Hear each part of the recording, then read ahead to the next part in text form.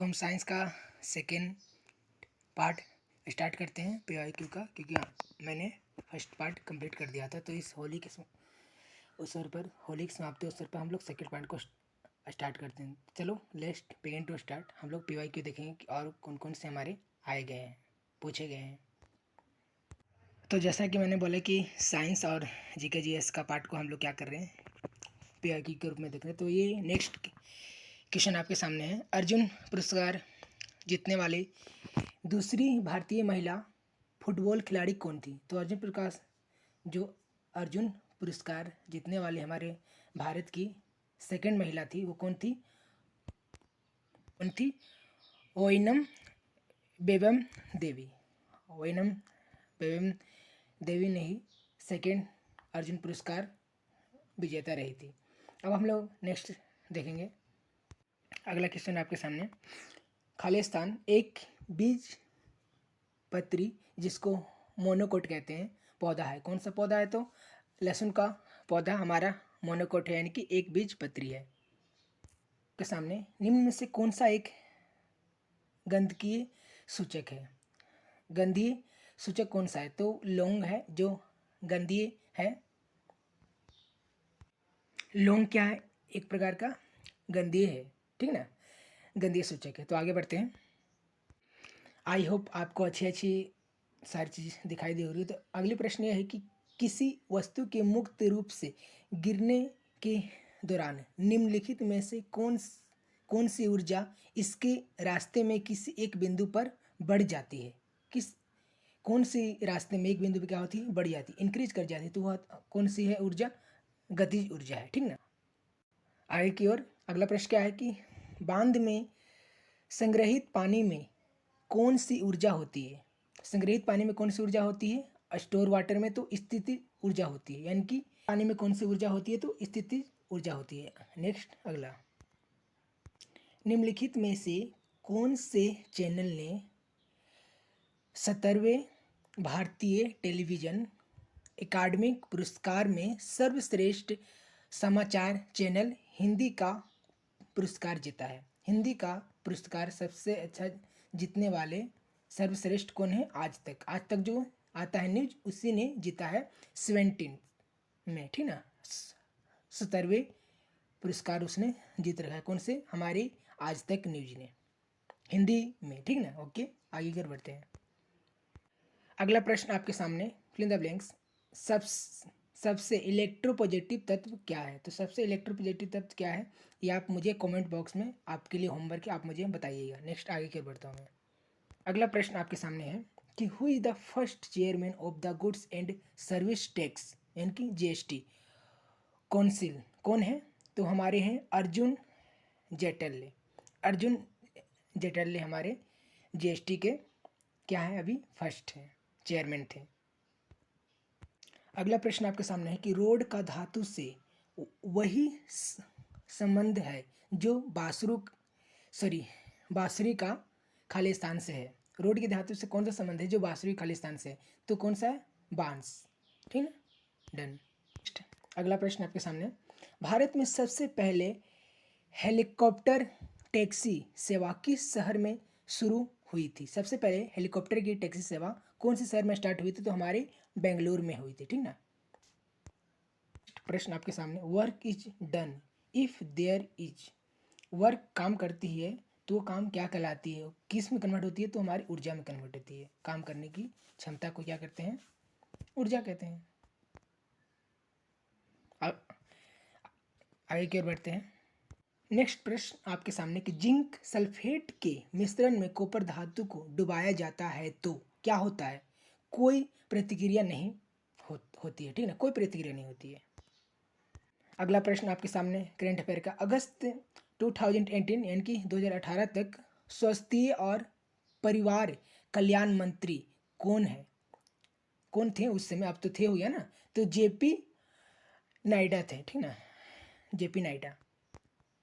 अगला प्रश्न आपके सामने है कि ध्वनि निम्नलिखित में से किस माध्यम में सबसे तेज यात्रा करती है? कौन से माध्यम में? तो ठोस में सबसे ज़्यादा। जब भी आप ध्वनि को टच करोगे ठोस वाली वस्तु में, टन तो ज़्यादा आवाज़ भागेगी, जैसे पानी में कंपेरिजन में, हवा के कंपेरिजन में, ठीक है। तो सबसे ज़्यादा ठोस जो हमारी मीडियम होती है सॉलिड मीडियम, उसमें ज़्यादा तेज़ी से क्या करती है, फ्लो करती है। कौन? साउंड। नेक्स्ट आगे ये देखिए, यथा 2018 भारत के खेल मंत्री कौन है, यानी कि कौन थे 2018 में भारत खेल मंत्री? तो हमारे राज राजवर्धन सिंह राठौर थे। राजवर्धन सिंह कौन थे? राठौर, भारत के खेल मंत्री 2018 में। अगला प्रश्न आपके सामने है, 2017 में हाल ही में आईसीसी एक दिवसीय अंतर्राष्ट्रीय क्रिकेट की रैंकिंग सूची में दूसरा स्थान प्राप्त करने वाली इनकी प्राप्त हमारी भारतीय महिला बल्लेबाज का नाम क्या था? जो सेकंड स्थान प्राप्त की थी हमारी वुमेन बल्लेबाज, उनका नाम क्या था? तो हमारे नाम उनका था मिताली राज। मिताली राज ने सेकंड पोजीशन प्राप्त किया था, किसमें? बैटिंग में। आपके सामने अगला प्रश्न है कि अंतर्राष्ट्रीय महिला दिवस हर वर्ष किस दिन मनाया जाता है? तो अभी अभी जस्ट हमारा पार हुआ है, इसी मंथ में मनाया जाता है, तो 8 मार्च को, हमेशा याद रखिएगा।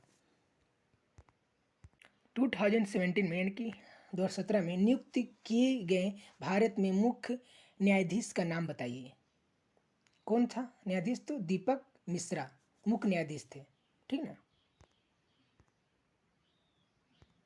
अगला प्रश्न है, in sexual reproduction the parents contribution क्या है? हाफ ऑफ इट्स जीन्स, यानी कि ये जो सेक्सुअल रिप्रोडक्शन है, सेक्सुअल रिप्रोडक्शन बोले तो लैंगिक प्रजनन जो है, जो अलग अलग पार्टनर तो होते हैं, एक मेल एक फीमेल, तो दोनों में जो पेरेंट्स के कंट्रीब्यूशन होते हैं, क्या होते हैं? जीन्स के कंट्रीब्यूशन, दोनों का जीन्स हाफ हाफ होता है, आधा आधा होता है, ठीक ना। आधे गुण हमारे पेरेंट फादर से आते हैं और आधे गुण जो हमारे हैं माता से आते हैं, दोनों का कंट्रीब्यूशन क्या होता है? हाफ हाफ होता है, ठीक है।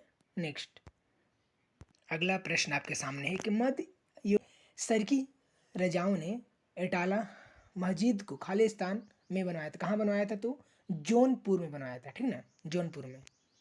प्रश्न और आपके सामने fill in the blanks, in the use as a crystals in the hydrogenation of vegetable oil, जो हमारी सब्जियों में हाइड्रोजनेसिस में पाए जाते हैं क्रिस्टल, वो कौन से? हमारे निकल पाए जाते हैं सब्जियों में, कौन से? निकल हाइड्रोजनेसिस पाए जाते हैं, हाइड्रोजनेसिस, ठीक ना। देखिए नेक्स्ट है, which one of these is found in human mails only, तो जो मेल में हुमेन हमारी हुमेन में जो हुमेन में पाया जाता है, मेल में ओनली क्या? वाई क्रोमोसोम में पाया जाता है, राइट। मैं यहाँ से आपको बायो का पीवाई को दिखाने जा रहा हूँ, जो हमारे रेलवे एग्जाम में पूछे गए, जैसे में एनटीपीसी में पूछा गया है, कुछ आरपीसी में पूछा गया है, सारे एग्जाम में पूछे गए हमारे पीवाईक्यू। चलिए तो देखते हैं कोशिका की खोज किसने की थी। तो कोशिका की खोज आप सब लोग जानते हैं किसने की थी, वो रॉबर्ट हुक ने किया था, ठीक। नेक्स्ट अगले प्रश्न की ओर बढ़ेंगे हम लोग। ये आपके सामने अगला प्रश्न है कि रॉबर्ट हुक द्वारा कोशिका की खोज किस प्रकार की गई थी? किस प्रकार की गई थी? तो जानते हो, सबसे पहले कोक में उन्होंने देखा था सेल को, उसी में से उन्होंने क्या किया था? ड्राफ्ट किया था। किसके द्वारा? कोक का निरीक्षण करते हुए, ठीक ना। Will the incepting the coke, okay done. अगले की ओर बढ़ेंगे। फिर प्यारे बच्चों, हाउ इज द जोश? हाई है ना आप लोग, हाई जोश। तो इसी प्रकार हम लोग लगे रहेंगे और इस बार रेलवे भर्ती में जरूर अपना एक भर्ती लेकर ही मानेंगे, ठीक ना। तो अगले प्रश्न की ओर बढ़ते हैं हम लोग, बिल्कुल इस प्रकार आप लोग बने रहें।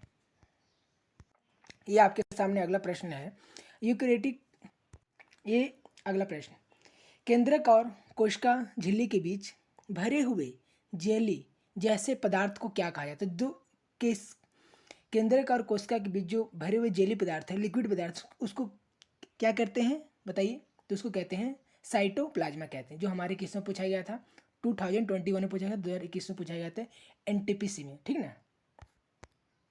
तो आपके सामने अगला प्रश्न है, साइटोप्लाज्मा जो है एक जेली जैसा द्रव होता है, जो में क्या मौजूद, उसमें क्या मौजूद होता है? तो आप बता सकते हो उसमें क्या मौजूद होगा, उसमें क्या प्रेजेंट होगा?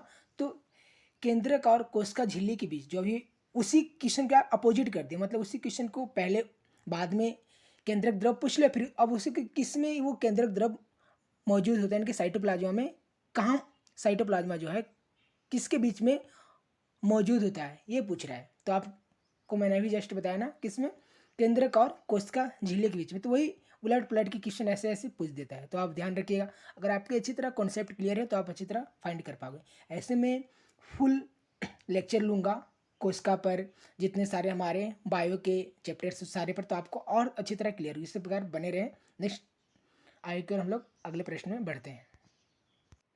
तो अगला प्रश्न है, कोशिका का वह बाह्यतम आवरण कौन सा है जो कोशिका के अवयवों को उसके बाह्य वातावरण से अलग करता है, उसके बाह्य वातावरण से क्या करेगा, अलग करेगा। तो कौन है वो, प्लाज्मा झिल्ली है। हमारे प्लाज्मा झिल्ली कोशिका को बाह्य वातावरण से अलग करता है, प्लाज्मा झिल्ली, ठीक ना। जो इंग्लिश मीडियम वाले बच्चे, वो इंग्लिश मीडियम में भी पढ़ के समझ सकते हैं। सेम ही है, what is the outermost covering of the cell which the aspirate the compost of the cell from its external environment। तो क्या है, प्लाज्मा मेम्ब्रेन है। Getting point. तो नेक्स्ट आगे और बढ़ते हैं। नेक्स्ट प्रश्न, आई होप आप लोग को अच्छी तरह सारा चीज़ समझ में आ रहा हो, कैसे कैसे हमारे PYQ पूछे जा रहे हैं। बिल्कुल नॉर्मल है, बस आपको कंटिन्यूअस बने रहना है। अच्छी तरह आप लोग रिविजन करते रहो, प्रैक्टिस करते रहो, अच्छा हो जाएगा। स्वतंत्र अस्तित्व के समक्ष जीव की सबसे छोटी इकाई क्या होती है। जीव की जो सबसे मिनिमम इकाई हो क्या होती है, आपको मैंने पहले ही बता चुकी है, हमारी सेल है कोशिका, और क्या हुई है ना। से अगर ऐसे ऐसे सवाल करेंगे तो हमारे बच्चे तो ऐसे ही फोड़ के आएंगे, है ना। चलो तो नेक्स्ट हाई की ओर बढ़ते हैं। निम्न में से कौन सी झिल्ली संयोजित थैली पाचक एंजाइम से भरी होती है। कौन सी जो झिल्ली है संयोजित थैली पाचक एंजाइम से क्या होती है, फ्लूइड होती है, भरी होती है। तो कौन सी हमारी झिल्ली है, वो झिल्ली का नाम क्या है, आप बता सकते हो। तो आप लोग बताओ वो झिल्ली का नाम क्या है। तो भरी होती है, ठीक है, डन। चलिए तो नेक्स्ट आई कर हम लोग बढ़ेंगे। ये आज का लास्ट क्वेश्चन है, तो इस क्वेश्चन के साथ आज का हम लोग PYQ समाप्त करेंगे। फिर अगले डे में हम लोग PYQ और उसकी प्रैक्टिस और वेस डिटेल जो हमारी साइंस है, करंट अफेयर का, GK जितने भी है सारे हम लोग करेंगे कंप्लीट। तो ये आज के लास्ट क्वेश्चन हम लोग देख लेते हैं। प्रोटीन को निम्न में से कौन सा एंजाइम क्या है, पाता है। प्रोटीन निम्न में से कौन सा एंजाइम पाता है, ट्रिप्सिन पाता है। तो आज के लिए इतना ही, बस ऐसे ही आप लोग बने रहें। Thank you. तो मिलते हैं अगले सेशन में।